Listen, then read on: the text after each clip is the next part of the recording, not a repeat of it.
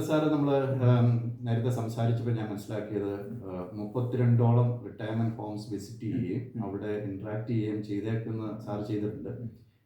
അപ്പോൾ അതിൻ്റെ ഒരു എക്സ്പീരിയൻസ് നോക്കിക്കഴിഞ്ഞാൽ നമ്മൾ വേറൊരു കൺസെപ്റ്റ് കേരളത്തിൽ കൊണ്ടുവരുന്നുണ്ട്.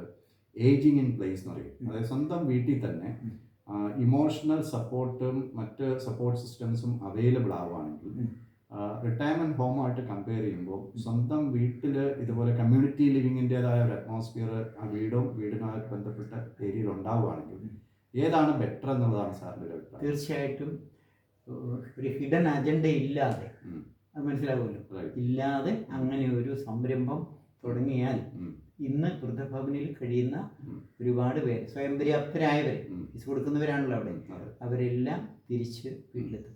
ഓക്കെ, അത് ഏറ്റവും നല്ലൊരു, അതിന് ഏറ്റവും ആവശ്യമുള്ള സർവീസ് എന്തായിട്ടാണ് തോന്നുന്നത്?